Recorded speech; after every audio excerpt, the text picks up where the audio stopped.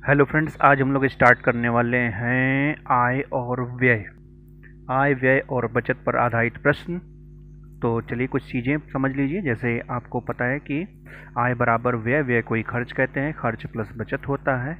आय minus व्यय बराबर बचत होता है, आय माइनस बचत बराबर व्यय होता है। ठीक है, अब इन्हीं का हम लोग प्रयोग करेंगे। इन्हीं को प्रयोग करके कैसे क्वेश्चन को सॉल्व करना है ये सीखते हैं। ठीक है, पहला क्वेश्चन देखिएगा आपकी स्क्रीन पर। क्या है कि रतन अपने व्यय और बचत में का अनुपात कितना है, 5:1 है के अनुपात में है। यदि उसका वेतन में 25% की वृद्धि कर दिया जाए, उसके बचत में 15% की वृद्धि कर दिया जाए, तो उसका व्यय में कितने परसेंट की वृद्धि होगी। देखो, आप जिस तरीके से क्वेश्चन लगाते हो आप वैसे लगाओ, लेकिन जो अपना तरीका कहता है, जरा मैं उसके बारे में डिस्कस कर दूं। तो देखो, अपना तरीका क्या कहता है। अपना तरीका है कि जो है व्यय है और क्या है, बचत है। व्यय है और बचत है, वो किस अनुपात है। व्यय कितना 5 करता है, बचत कितना 1 करता है, तो उसकी आय कितनी होगी। तो आय उसकी होगी 6। ठीक, फिर कह रहा है कि उसकी आय में 25% की वृद्धि। तो आय कौन है, 6 है, 6 में डायरेक्ट 25 से गुणा करा दो। फिर कह रहा है कि उसकी बचत में कितने की वृद्धि कर रहा है, 15 की, तो डायरेक्ट 15 से गुणा करा दो। ठीक है, तो अब कह रहा है कि उसके व्यय में कितने परसेंट की वृद्धि होगी। तो मान लिया x% की वृद्धि होगी, तो x से गुणा कर दो। तो ये कितना हो जाएगा 5x, प्लस ये कितना हो जाएगा 15, अब प्लस, ठीक है, ये कितना हो जाएगा 25 का 150, ये बराबर होगा ना। तो बराबर कितना हो जाएगा 150, यानी 150। यानी 5x की वैल्यू कितनी आ जाएगी, 5x की वैल्यू आ जाएगी 135। 5 से इसको काट दीजिए, x बराबर कितना आ जाएगा, 5 1 के 5, 5 7 35, सॉरी 5 दूना 10 और 5 7 35, यानी 27% की क्या हो जाएगी, वृद्धि हो जाएगी। और यही सवाल का उत्तर हो जाएगा। राम अपने व्यय और बचत का अनुपात, तो राम का जो व्यय है और जो बचत है उसका अनुपात कितना दे रखा है, 3:1 कितना दे रखा है, 2। तो इसकी आय कितनी होगी, आय कितनी होगी, 5 होगी। फिर कह रहा है उसकी आय में 10% की वृद्धि, तो डायरेक्ट इसमें 10 से गुणा करा दीजिए। फिर क्या कह रहे हैं, और उसके व्यय में 12% की, व्यय में 12% की, तो व्यय में कितने से गुणा कराएंगे, 12 से। तो बताओ इसकी बचत में कितने को, तो मान लो x की वृद्धि होगी, तो 12 यहाँ कितना होगा 36 और प्लस 2x, और ये कितना हो जाएगा 50, इधर घट जाएगा, यानी 2x की वैल्यू कितनी आ जाएगी 14। 2x की वैल्यू कितनी आ गई 14, यानी x बराबर कितना आ गया 7, यानी उसके बचत में 7% की क्या हो जाएगी, वृद्धि हो जाएगी। इस क्वेश्चन में कह रहे हैं कि राघव अपनी आय का 80% खर्च करता है। यदि उसकी आय 12% की वृद्धि हो जाए, बचत 10% कम होती है, तो उसके व्यय में कितने परसेंट की वृद्धि होगी। तो ये भी क्वेश्चन सेम है। देखो कैसे करना है इस क्वेश्चन को, कि जो राघव है,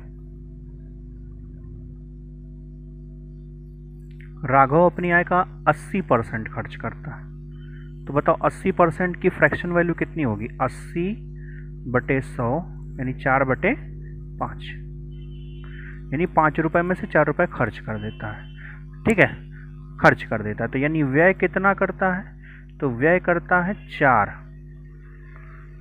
बचत तब कितनी करता होगा, बचत करता होगा 1। तभी तो उसकी आय कितनी होगी, तो आय कितनी होगी 5। तो अब यहाँ पे बोला जा रहा है कि आय में 12% की वृद्धि, तो आय में गुणा कर दो 12 से।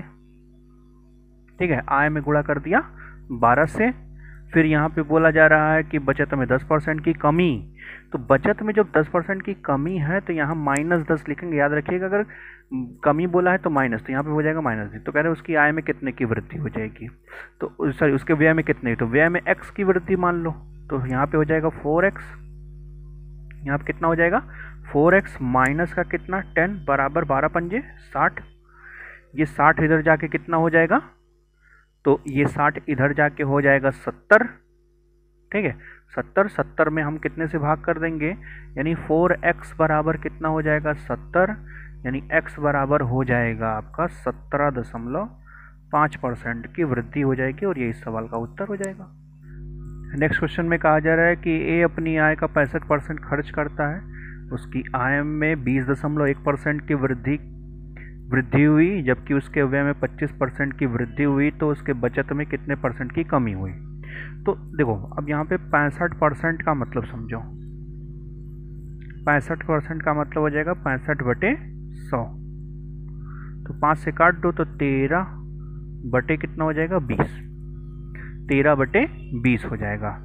यानी अगर वो खर्च करता है यानी व्यय करता है 13 रुपया, तो बचत कितने की करेगा? तो बचत करेगा 7 की, क्योंकि उसकी आय कितनी है? क्योंकि उसकी आय है 20, है ना, उसकी आय है 20। अब कह रहे हैं कि उसके व्यय में 25% की वृद्धि। व्यय का मतलब खर्च, तो यहाँ डायरेक्ट कितने से गुणा कर दीजिए 25 से। और उसकी आय में 20.1 की वृद्धि की जाती है। तो उसके बचत में कितने परसेंट की कमी हुई? तो उसके बचत में कितने परसेंट की कमी हुई? तो अगर कमी निकालना है तो आपको माइनस यहाँ करना होगा, तो माइनस यहाँ तो कितना हो जाएगा? तो इसका तो 13 का 25 में गुणा कर दो तो हो जाएगा 25 गुणे 13, 25 3 75 और 25 1 25, 5 7 5 12 2, और यहाँ पे कितना आएगा 3, तो ये कितना आ जाएगा 325 माइनस का कितना 7x बराबर। तो यहाँ पे देखो 20 दशमलव इतना है, तो यहाँ पे हो जाएगा 201 को 2 से गुणा करेंगे तो हो जाएगा 402। अब 402 में से 325 को घटा दीजिए तो यहाँ आ जाएगा 7, 9 में से 7, ठीक है। तो -7x की वैल्यू कितनी आ गई 77, यानी x की वैल्यू कितनी आ जाएगी 11%। और यही सवाल का क्या हो जाएगा? उत्तर हो जाएगा। शायद दिखा नहीं, फिर से देख लो, ठीक है। 11% की क्या हो जाएगी? कमी हो जाएगी। चलिए नेक्स्ट क्वेश्चन की ओर आगे बढ़ते हैं। नेक्स्ट क्वेश्चन आपसे क्या कह रहा है? नेक्स्ट क्वेश्चन में कहा जा रहा है कि मोनिका अपनी आय का 72% खर्च कर देती है। यदि उसकी आय में 20% की वृद्धि, तो देखो यहाँ पे फिर आ गया, तो 72% का मतलब क्या हो गया? 72% का मतलब हो गया 72/100, ठीक है। इसको अगर हम लोग 4 से काट दें तो 18 आ जाएगा, और 4 से काटेंगे तो कितना आ जाएगा 25 आ जाएगा। तो यानी उसका खर्च कितना था? यानी उसका खर्च बचत आय, खर्च कितना था 18, तो बचत कितनी करेगा 9 की, क्योंकि उसकी आय कितनी होगी 25 होगी। अब यहाँ पे कहा जा रहा है कि उसकी आय में 20% की वृद्धि, तो आय में 20 से गुणा कर दो। कह रहे हैं उसके बचत में 15% की वृद्धि, तो बचत में 15 से गुणा कर दो। तो कह रहे हैं कि अब बचा कौन? भाई बचा हमारे पास खर्च, तो खर्च में कितने की वृद्धि या कमी होगी? तो x, तो यहाँ पे देखो कितना हो जाएगा 18x प्लस 135 बराबर 500। तो 18x बराबर 500 में से 135 घटा दीजिए, यहाँ 5 आ जाएगा, यहाँ 6 आ जाएगा, और यहाँ 4, यहाँ 3 आ जाएगा, तो 365, यानी x बराबर कितना हो जाएगा 365/18 दूना 36, यानी 20 दशमलव कितना आ जाएगा ये 2%। और यही सवाल का क्या हो जाएगा? उत्तर हो जाएगा, ठीक है। चलो नेक्स्ट क्वेश्चन देखो भाई। नेक्स्ट क्वेश्चन में आपसे क्या कहा जा रहा है?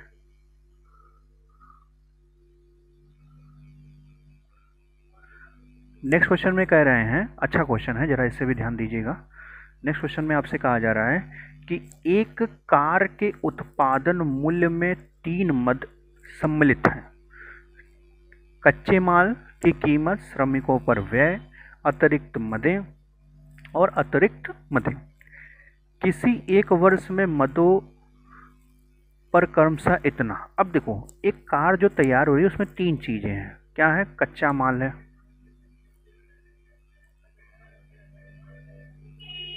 ठीक है, कच्चा माल है, श्रमिक हैं और अतिरिक्त मद है, अतिरिक्त मद है। तो कितना है 4:3, अनुपाते 2 है। तो इसका मतलब कार बन के जो तैयार हो रही है वो कितने की हो रही है? 9 यूनिट की हो रही है। ठीक है, अब देखो कह रहे हैं कि यदि कच्चे माल में 10% की वृद्धि, तो इसमें बस डायरेक्ट 10 से गुणा कर दो। फिर यहाँ पर श्रमिकों पर 8% की वृद्धि, तो 8 से गुणा कर दो। और कह रहे हैं कि 5% घटा दिया जाए। अतिरिक्त जो खर्च है ना, अतिरिक्त जो मदों पर जो खर्च है वो 5% घटा दिया, तो इसको माइनस करना है। तो ये हो जाएगा 40 प्लस 8 त्रिक 24 माइनस 5 दूना 10 बराबर। तो कह रहे हैं कि अब यहाँ पर कह रहे हैं कि उस महीने में प्रतिशत वृद्धि बताइए। घटा दिया जाए तो कार की कीमत में उस महीने में वृद्धि, तो यहाँ पे कितना हो जाएगा x, तो यहाँ पे कितना हो जाएगा 9x हो जाएगा। इसको अगर हम घटा दें यहाँ से तो ये टोटल कितना हो जाएगा 54। 54 बराबर 9x के, 9 छक 54, यानी x की वैल्यू कितनी आ जाएगी 6%, और यही सवाल का क्या हो जाएगा उत्तर हो जाएगा। ठीक, अगला क्वेश्चन देखो भाई, आपके स्क्रीन पर आ रहा होगा। अगला भी क्वेश्चन कुछ इसी तरीके से है कि कह रहे हैं किसी परिवार में के चावल, मछली तथा खाद्य तेल में पर किए जाने वाले व्यय। एक परिवार जो है जो संडे के दिन मछली बना रहा है भाई, मछली बना रहा है, तो उसे क्या क्या चीज़ होगी? चावल, ठीक है, मछली और तेल का उनका खर्च कितना है? 12 अनुपाते 17 अनुपाते 3। तो बताओ मस्त तेल में मछली जो बन के तैयार होगी वो कितने की हुई? 17 3 20, यानी टोटल जो मछली जो फर्स्ट क्लास बन के तैयार होगी वो 32 रुपए की तैयार होगी। अब कह रहे हैं इस पे 20 30 50% की वृद्धि किया जाए। इस पे 20 की, इस पे 30 की, इस पे 50 की, तो 12 दूना 24, 17 तियाँ 51, 150। तो इस पे कितने की वृद्धि हुई? तो कुल कितने वृद्धि होगी? तो यहाँ पे मान लो x की वृद्धि हुई, तो यहाँ पे कितना हो जाएगा 32x बराबर ये हो जाएगा। अब इसको जोड़ लेते हैं, तो जोड़ेंगे 0 0 0, तो मतलब 0, 5 और 1 6, 6 और 4 10 के 0, एक आया 1 6 8 और 1 9, टोटल कितना आया 900, यानी 32x बराबर 900, यानी x बराबर 900 बटे 32। इसको डिवाइड करेंगे तो कितना आ जाएगा? ठीक है, ये आ जाएगा आपका 28 सही 1/8%, और ये इस सवाल का क्या हो जाएगा उत्तर हो जाएगा 28 सही 1/8%। नेक्स्ट क्वेश्चन देखो भाई। अब नेक्स्ट क्वेश्चन आपसे क्या कह रहा है? अगला भी बहुत अच्छा क्वेश्चन है, देखिएगा, एक बहुत ही अच्छा क्वेश्चन है आय और व्यय का। एक व्यक्ति अपने वेतन का 12.5% दैनिक उपयोग की वस्तुओं पर व्यय करता है। अब देखो ये यहाँ पे क्वेश्चन आया, यहाँ पे शब्द बोला गया शेष का। जब ये शब्द बोला जाए तो क्वेश्चन लगाने का जरा तरीका समझिएगा। ये क्वेश्चन कैसे लगाना है? एक व्यक्ति अपने वेतन का 12.5% दैनिक प्रयोग की वस्तुओं पर व्यय करता है। 12.5% की फ्रैक्शन वैल्यू क्या है? 1/8 होती है, यानी 8 रुपए में से 1 रुपया खर्च कर देता है। तो बताओ उसके पास बचता, 8 में से अगर 1 खर्च कर दिया तो 7/8 बचा कि नहीं? ठीक है, व्यय करता है तथा शेष का 30% मकान के किराए पर करता है। अब यहाँ पे मैं थोड़ा सा इसको ऐसे बताऊंगा तो ज़्यादा है कि माना उसका जो आय है, माना उसकी जो आय है वो क्या है? x है। ठीक है, अब x का 1/8 खर्च कर दिया तो 7/8 बचा कि नहीं? फिर कह रहा 30% मकान के किराए पर, 30% की फ्रैक्शन वैल्यू, तो 30 बटे कितना हो जाएगा 100, 30/100 का मतलब 3 बटे कितना हो जाएगा 10, यानी 10 रुपये पे 3 रुपये खर्च कर दिए, तो बचा कितना 7/10। और अब उसके पास कितने रुपए बचते हैं? तो 242940 शेष बचते हैं। तो उसका वेतन बताइए। तो कुछ नहीं, इसको 7 से काट दो भाई। इसको अगर हम 7 से काटेंगे तो 7 चौक 28, 7 दूना 14, 7 छंग 42, यानी x बराबर कितना आएगा 60 गुणे 8 गुणे 10, 8 छंग 48, 48 के बाद 2 जीरो, यानी 4800 रुपये उसका वेतन था। ठीक, तो ये सबसे बेस्ट तरीका आपको बता रहा हूँ। जैसे इसी पे हम लोग 2-3 क्वेश्चन करेंगे तो और अच्छे से समझ में आएगा। जैसे अगला क्वेश्चन देख लो। अगला क्वेश्चन कौन सा है? अगला क्वेश्चन आपका है कि नीलम अपनी कुल आय का 20% मकान के किराए पर, ठीक है। अब मान लो उसकी आय कितनी थी? x है। 20% की फ्रैक्शन वैल्यू कितनी होती है? 1/5। तो 1/5 में से एक खर्च हो गया तो बचा कितना? 3/4, 4/5 तथा शेष का 70% घरेलू मदों पर। 70% की फ्रैक्शन वैल्यू कितनी होती है? 0 का 7/10, यानी 10 में से 7 खर्चा हो गया तो बचा कितना? 3 कितना हो गया? 10। यदि अब वह 3600 रुपये बचाता है तो बराबर कितना हो जाएगा? 3600। बराबर कितना? 36 हो जाएगा। तो 4 तियाँ 12, 12 तियाँ कितना हो जाएगा? 36 का मतलब यहाँ 350, 3 पचे 15, 15 के बाद 1 2 3 जीरो, यानी उसकी आय कितनी थी? 15,000। और यही सवाल का क्या हो जाएगा? उत्तर हो जाएगा। अगला भी क्वेश्चन देख लो, इसी तरीके से है, अच्छा क्वेश्चन है वो भी। क्या है अगला क्वेश्चन? एक व्यक्ति के पास कुछ धनराशि है, उसने उस राशि में से 20% एक वस्तु खरीदने पर खर्च कर दिया। तो 20% एक वस्तु खरीदने पे खर्च कर दिया तो 20% की फ्रैक्शन वैल्यू 1/5। 5% परिवहन पर खर्च कर दिया तो 5% परिवहन पर 5% की फ्रैक्शन वैल्यू 1/20। भाई 20 5 यहाँ चला जाएगा, 20 यहाँ आ जाएगा। खर्च कर दिया। इसके बाद उसने 120 रुपये दान कर दिए। तदनुसार यदि उसके पास कुल 1400 रुपये शेष बचते हैं तो उसके द्वारा परिवहन पर किया गया खर्च। अब देखो, अगर आय पूछता, ठीक है, अगर आय पूछता है तो आप वैसे लगाओ। अगर बीच का कोई पूछता है तब 100 मान के। अब देखो, मैं आपको मेथड 2 वाला बताने जा रहा हूँ कि मान लो उसकी आय कितनी है। माना जो आय है वो 100 रुपये है, आय 100 रुपये है। तो पहले उसने 20% कोई वस्तु, तो 20% इसका खर्च कर दिया। 100 का 20% कितना होगा? 20 ही हो गया। तो शेष कितना बचा? तो शेष बचा हमारे पास 80। ठीक है, शेष बचा हमारे पास 80। अब शेष का 5% का मतलब होता है 1/20। 20 से इसको काटेंगे तो कितना आएगा? 4। ये यूनिट मान लो भाई, 20 यूनिट इधर खर्च कर दिया, 4 यूनिट इधर खर्च कर दिया। तो जब 80 में से 4 नहीं आया तो कितना आया? 76। इस 76 की वैल्यू आपको देखो, अब 76 में से कह रहा है कि 120 रुपया दान कर दिया, 1400 रुपये शेष बचे। इसका मतलब कि 120 रुपया दान कर दिया और 1400 रुपये शेष बचे। इसका मतलब इस 76 यूनिट की वैल्यू इन दोनों का प्लस कर दो। इन दोनों को जब प्लस करोगे तो हो जाएगा 1520। यानी 76 की वैल्यू, यानी 76 की वैल्यू 1520 है। तो इसको अगर हम कट कर देंगे तो 1 की वैल्यू कितनी आ जाएगी? 20 आ जाएगी। ठीक है, अगर 1 की वैल्यू कितनी आ जाएगी? 20 आ जाएगी। उसने पूछा है कि परिवहन पर कितना? परिवहन 5% था। 5% का मतलब 1/20, और 1/20 की वैल्यू कितनी? 4 यूनिट आई है। तो 4 यूनिट की वैल्यू कितनी हो जाएगी? तो 20 चौक 80 हो जाएगा।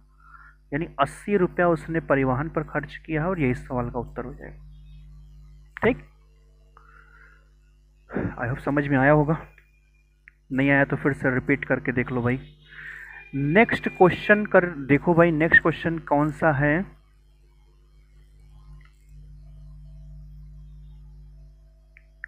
हाँ, एक बड़ा बेहतरीन क्वेश्चन देखो भाई।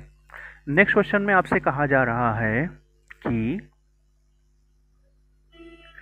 एक अधिकारी के वेतन में 10% घर के किराए पर के रूप में काटा जाता है। शेष 15% बच्चों की शिक्षा पर खर्च होता है और शेष का 10% कपड़ों पर खर्च होता है।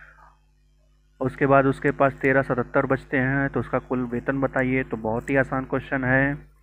तो पहले 10% घर से किराए पे 10% की फ्रैक्शन वैल्यू 1/10, फिर 15% बच्चों की शिक्षा पर, 15% का मतलब 15/100, और 15/100 का मतलब कितना हो जाता है 3/5, 20।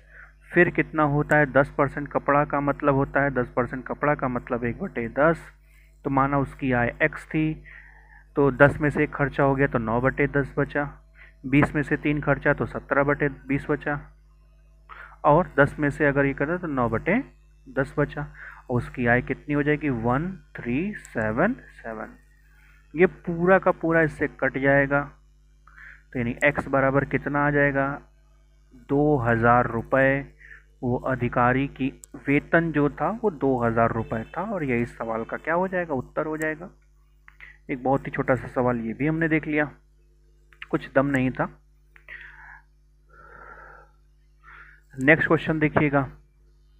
नेक्स्ट क्वेश्चन क्या कहा जा रहा है आपसे,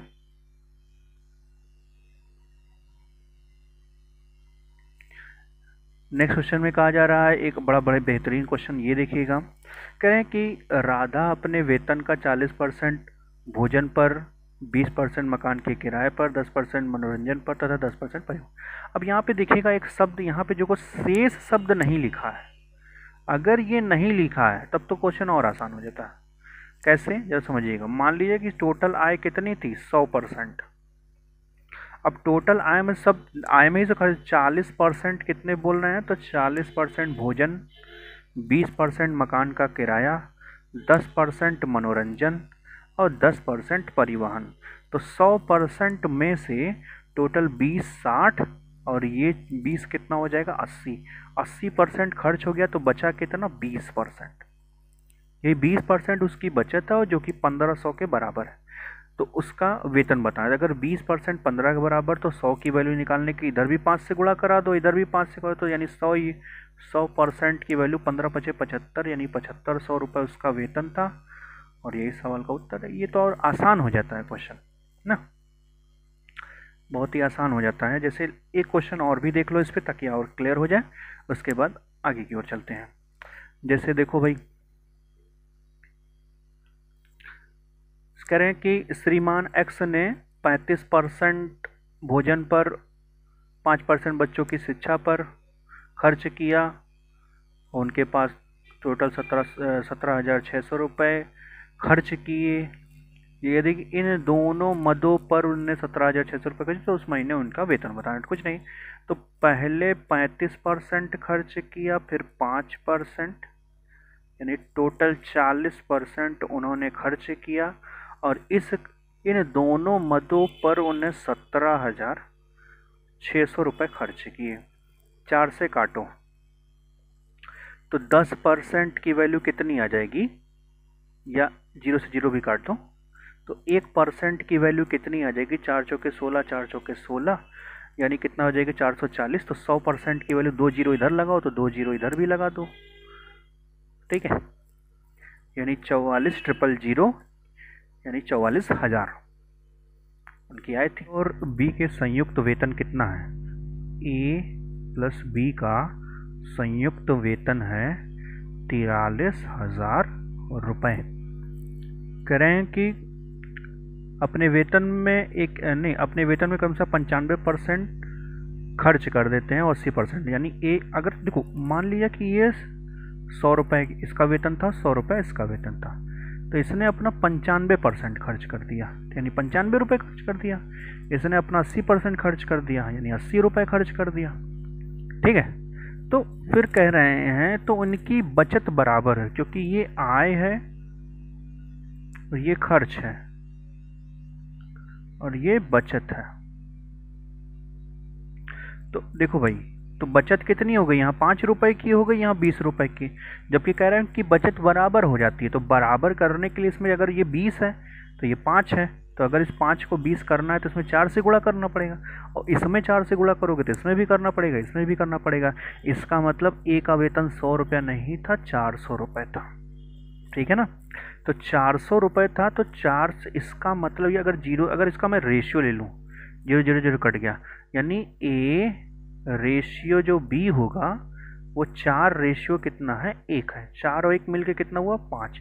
इस 5 यूनिट की वैल्यू कितनी आ जाएगी 4300। अगर 5 यूनिट की वैल्यू 4300 तो 5 अठे 40 और 5 छक 30, यानी हो जाएगा 8600। हमें कितने का चाहिए? ए का वेतन बताएं तो 4 से गुणा कर दो दोनों तरफ। 0 0, 8 छंग 48, 8 4 बचा, 8 चौका 32, 32 और 4 36, 32 और 4 36, यानी टोटल कितना हो गया? कुछ गड़बड़ हुआ क्या भाई? 8 छंग 48, 8 पंजे 40, 5 अठे 40 और 5 छक 30, यहाँ पे कितना होगा? 4 के 4 छंग 24, सॉरी यार 4 आएगा, तो इसका वैल्यू कितना आ जाएगा? 34400, और यही सवाल का उत्तर हो जाएगा। ठीक है, इसी पे बेस्ड एक क्वेश्चन और देख लो, इसी पे बेस्ड, ठीक है, इसी पे बेस्ड ये क्वेश्चन देखो, कह रहे हैं कि ए और बी की संयुक्त वेतन जो है, ए और बी का मिला के वेतन कितना है? 42,000 है। ए अपने वेतन का 75%, बी 90% खर्च कर देता है, तो 100 मान लो इसका, 100 मान लो इसका। तो जब ये 75% खर्च कर देता है और ये 90%, तो यहाँ पे बचत कितने की होगी? 25 की, और यहाँ पे कितने की होगी? 10 की। तो कह रहे हैं उनकी बचत समान है, तो बचत समान कैसे हो सकता है भाई? यहाँ 25 है, इसमें 2 से गुणा कर दो तो ये 50 हो जाएगा, इसमें 5 से गुणा कर दो तो ये 50 है, यानी इसमें 2 से गुणा करिए और इसमें कितने से? 5 से करिए, तो ये कितना हो जाएगा? ये 200 रेशियो 500, 0 रेशियो ले लेते हैं, यानी 2:5। 2 और 5 का मतलब कितना हो गया? 7। इस 7 की वैल्यू कितनी होगी? 4200, 1000, 7 छंग 42, तो एक की वैल्यू कितनी आ गई? 6000। अगर एक की वैल्यू 6000 आ गई तो हमें किसका बताना था? हमें बताना था ए का, तो ए का वैल्यू कितना? 2, 2 की वैल्यू कितनी आ जाएगी? 12000, और यही सवाल का उत्तर है। तो चलो आज के लिए इतना पर्याप्त करते हैं, जितने क्वेश्चन बताए हैं उससे क्वेश्चन लड़ेंगे, 100% लड़ेंगे, चाहे जैसे क्वेश्चन रहेंगे।